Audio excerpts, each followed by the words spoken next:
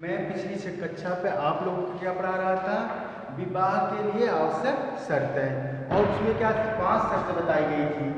तो एक शर्त मैंने आप लोगों को पढ़ा दिया, एक विवाह में मैंने कुछ केसेस भी बताया, और एक विवाह क्या होता है, कैसे, कब होगा, कब वैलिड है, मैंने बताया। आज मैं पढ़ाऊंगा दूसरा, ठीक है। दूसरा क्या, चित्त विकृतता, soundness of mind, soundness of mind, ठीक है। अब इस पे आज मैं चर्चा करूंगा, ठीक। यह चित्त विकृतता कहाँ है? हिंदू विवाह अधिनियम 1955 की धारा सेक्शन धारा 5(2) में, सेक्शन 5 सब क्लास 2 में क्या दिया हुआ है? सब क्लास 2 में, सेक्शन 5 के सब क्लास 2 में बताया गया है चित्त विकृतता क्या होगी। इसके 5 के 2 खंड हैं, अरे 5 के 3 खंड हैं। 3 खंडों में इसे विभाजित किया गया, मतलब 5 के उपधारा 2 में, उपधारा 2 की उपधारा A B C 3 में 3 चीजें बताई गई हैं। क्या क्या बताई गई हैं? पहला है, क्या है? 5 की सेक्शन 5 का सब क्लास 2 क्या कहता है? क्या कहता है? विवाह के समय दोनों पक्षकारों में से, विवाह के समय दोनों पक्षकारों में से कोई पक्षकार मतलब कोई एक पक्षकार क्या होगा? इसमें क्या होगा? चित्त विकृत,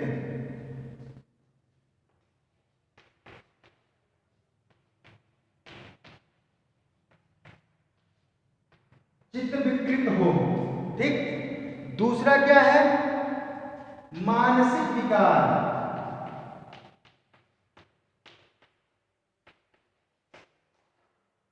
अभी मैं पढ़ के बताता हूं आप लोगों को, मानसिक विकार ना हो, ठीक है।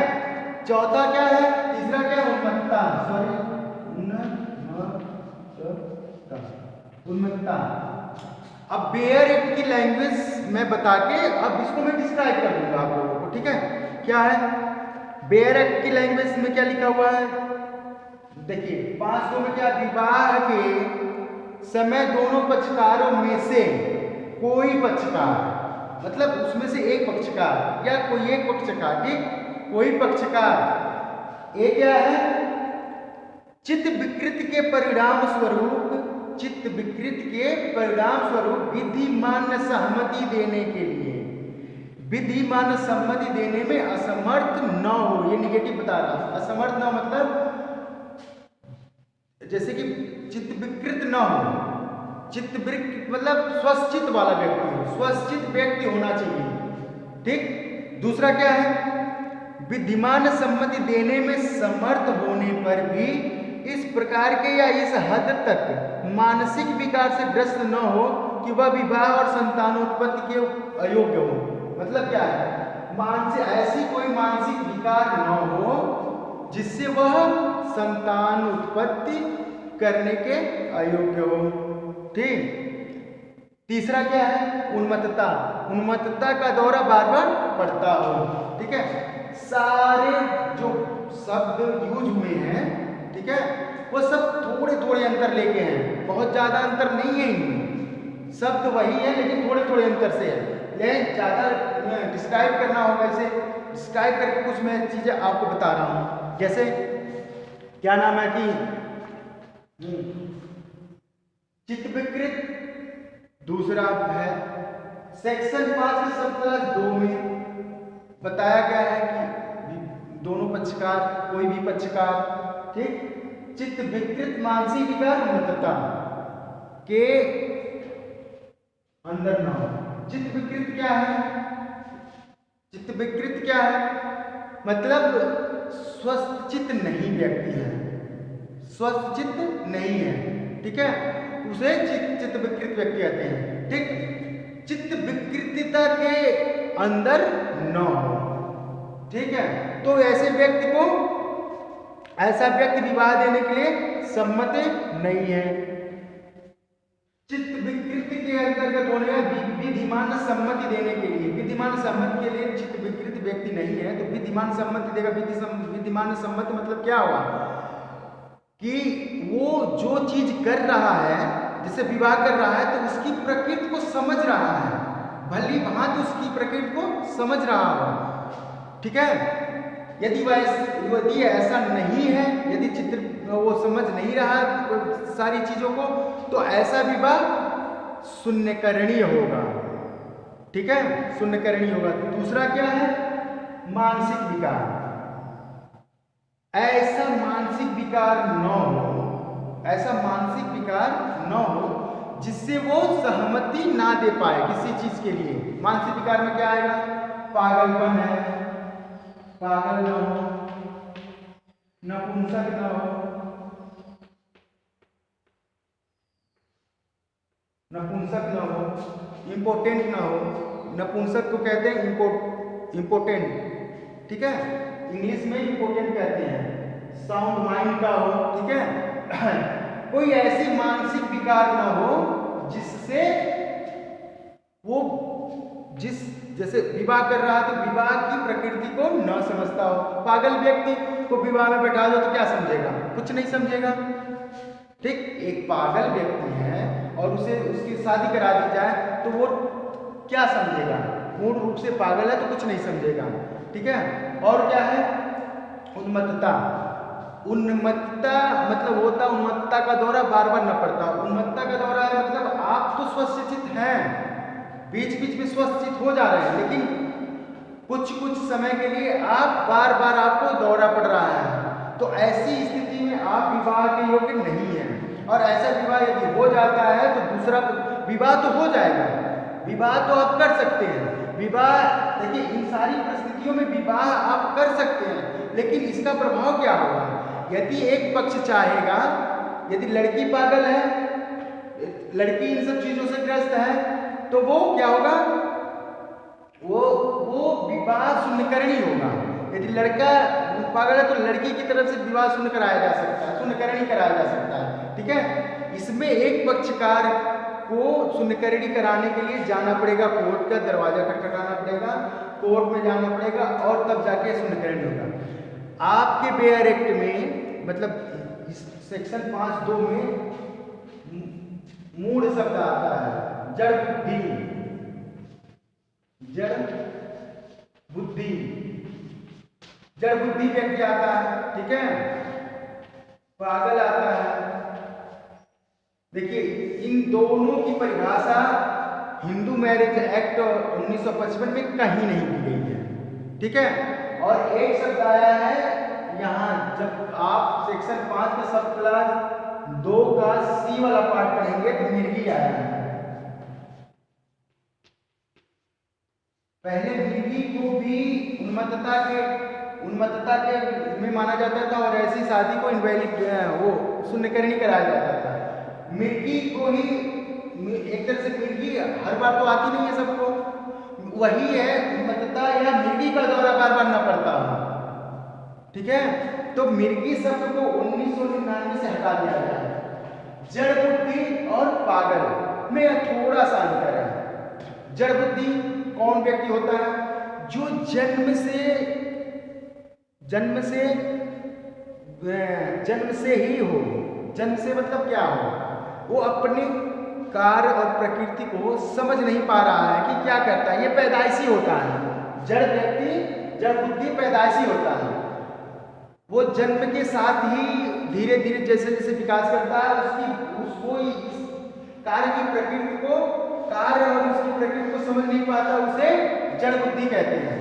बहुत से बच्चे हैं जो क्या नाम है, बहुत से लोग हैं जो पैदा होने के बाद धीरे धीरे जब बड़े होते हैं तो वो उनको चीज़ें समझ में नहीं आती हैं, क्या सही है क्या गलत है, नहीं समझ में आती। बहुत ऐसे बच्चे हैं। ठीक है। फिजिकली चैलेंज बच्चे बहुत हैं। जड़ बुद्धि होता है। पागल, पागल व्यक्ति उसे कहते हैं वो स्वस्थ चित्त होता है, लेकिन किसी बीमारी की वजह से या किसी परिस्थितियों, सदमा वगैरह की वजह से अब वो अपनी कार्य और प्रकृति को समझ नहीं पा रहा है। ठीक है। तो ऐसे व्यक्ति को पागल कहते हैं। ठीक। और इन दोनों की परिभाषा हिंदू मैरिज एक्ट अधिनियम 1955 में कहीं नहीं दी गई है। पागलपन अधिनियम, पागलपन अधिनियम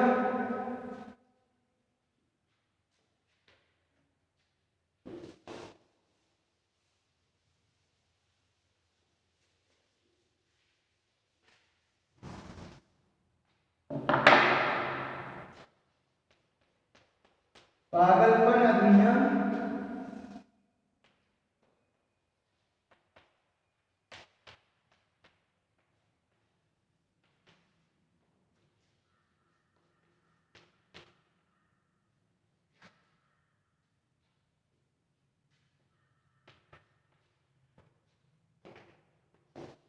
पागलपन अधिनियम की धारा 3(5) में, पागलपन अधिनियम की धारा 3(5) में ये बताया गया है, पागल की परिभाषा दी गई है। लेकिन हिंदू मैरिज एक्ट में कहीं भी पागल की परिभाषा नहीं दी गई है।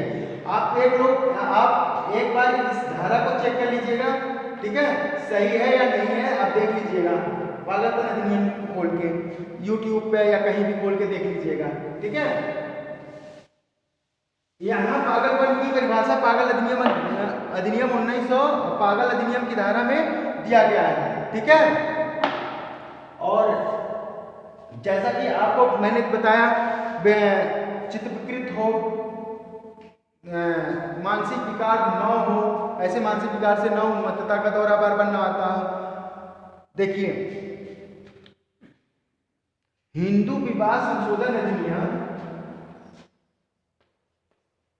हिंदू विवाह संशोधन अधिनियम 1976 द्वारा इन तीनों चीजों को भी ये वैलिड माना गया। और section 12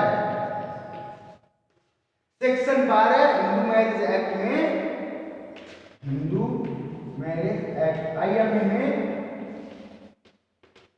1955, Hindu marriage act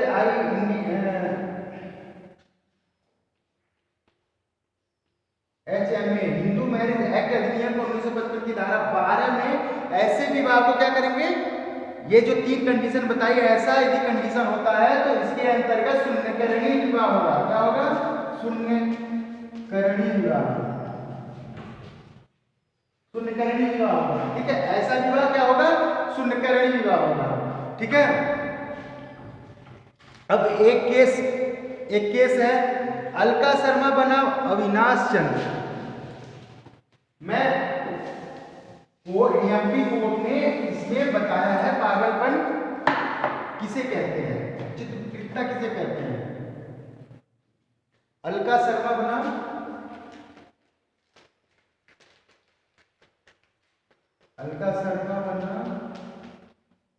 Avinash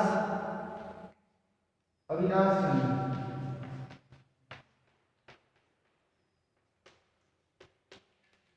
AIR 1991,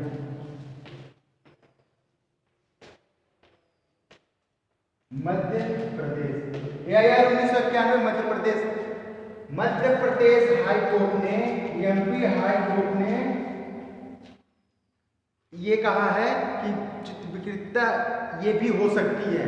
जो इस केस में फैक्ट था उसके हिसाब से चित्त विकृतता ये भी हो सकती है। क्या हुआ था? एक व्यक्ति की शादी हुई, शादी के पहले रात से ही लड़की संभोग करने में कोई इंटरेस्ट नहीं दिखा रही थी और संभोग प्रक्रिया को वो बिल्कुल समझ नहीं रही थी, और वो किचन में जो बर्तन रखे हुए थे उसका उपयोग भी करना नहीं जानती थी, किचन के बर्तन को उपयोग भी करना नहीं जानती थी।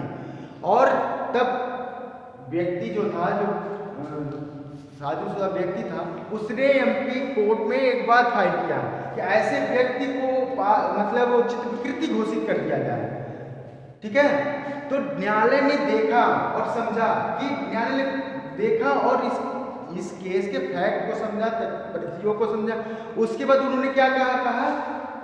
न्यायालय ने कहा कि यदि लड़की संभोग क्रिया को नहीं समझती है, बच्चा पैदा करना है, शादी किस पर्पज से हुआ है, संतानोत्पत्ति के लिए हुआ है, यदि वो चीज़ नहीं समझती है और गृह कार्य में दक्ष नहीं है, किचन में खाना नहीं बना सकती, किचन के बारे में जानती नहीं है, कुछ नहीं जानती है, और तो ऐसी परिस्थिति में इस केस में कोर्ट ने, एमपी हाई कोर्ट ने क्या कहा कि ऐसे व्यक्ति को चित्त विकृत या पागल घोषित किया जाएगा, ठीक है, पागल माना जाएगा, और इस आधार पर शादी को शून्यकरणी कराया था, शून्यकरणी करवाया था, ठीक है।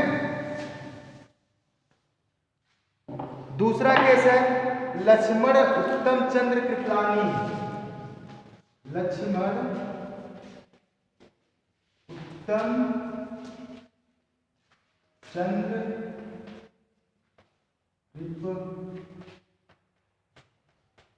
उत्तम चंद्र कृपलानी बनाम मीना,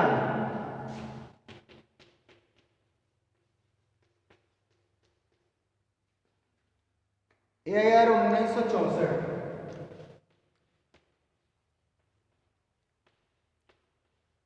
सुप्रीम कोर्ट। इस बात में क्या हुआ था, देखिए, यूं ही शून्यकरणी छोड़ देना यूं ही नहीं हो जाएगा, तलाक यूं ही नहीं हो जाएगा। पागल आप कह दिए किसी व्यक्ति को कि ये व्यक्ति पागल है, ये व्यक्ति ऐसा है, ये व्यक्ति वैसा है, ठीक है, ये चित्त विकृति है, इसको भी ऐसा नहीं है। इस सब चीज को सिद्ध करना होगा कि कौन व्यक्ति पागल है, न्यायालय के सामने आपको जाके सिद्ध करना होगा, ठीक है, न्यायालय के सामने आपको जाके सिद्ध करना होगा। तो ये सिद्ध करने का भार अब किस पे होगा, सिद्ध करने का भार किस व्यक्ति पे होगा, उस व्यक्ति पे होगा जो ये कहता है कि ये, मैं यदि कहता हूं कि ये व्यक्ति पागल है, तो अब सिद्ध करने का भार मेरे पे है कि मैं अब सिद्ध करूं कि ये व्यक्ति पागल है। अब एविडेंसेस मुझे देने हैं, ठीक है।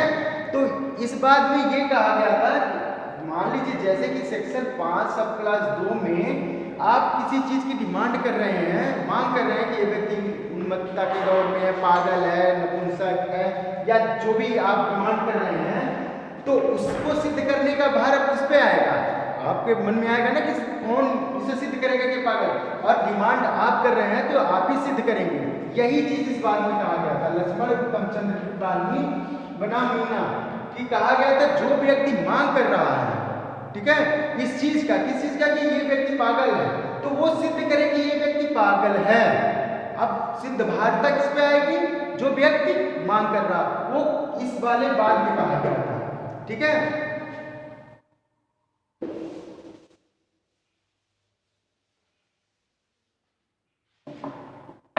जैसा कि मैं बताया था कि 5 के सब क्लास 2 के सी वाले सेक्शन में क्या है, एक शब्द वहां हटा दिया गया है, मिर्गी है। मिर्गी को क्या नाम है, 1999 के एक्ट द्वारा हटा दिया गया है मिर्गी को, क्योंकि अब मिर्गी लाइलाज नहीं रही, अब मिर्गी का इलाज हो जाता है, ठीक है। अब मिर्गी का क्या होता है, इलाज हो जाता है। अब मिर्गी की वजह से कोई भी व्यक्ति, पुरुष या महिला, कोई भी महिला या पुरुष, दोनों में कोई भी किसी को भी मिर्गी है तो वो बच्चा पैदा आप कर सकता है, पहले लाइलाज थी, और 1999 के संशोधन द्वारा इसमें से हटा दिया गया है। पहले मिर्गी जिसे रहती थी वो भी क्या नाम है, तलाक, वो एक ग्राउंड होता था कि तलाक ले सकता था, शादी को शून्यकरणी कराया जा सकता था, लेकिन अब ऐसा नहीं रहा। तीसरा मैंने बताया है आय मतलब किसकी आय, पक्षकारों की आय। पक्षकारों की आय क्या होनी चाहिए, 21 साल और 18 साल। वर है तो 21, वधू है तो 18, ठीक, वधू है तो 18। आयु के बारे में आपको बताया जाएगा, ठीक है। वर है तो 21 साल, वधू है तो 18 साल, ये नेक्स्ट टर्न पे मैं बताऊंगा, ठीक है। वर है तो 21 साल, वधू है तो 18 साल, ये इसमें भी सारी चीजें आएंगी आपकी, ठीक है, ओके।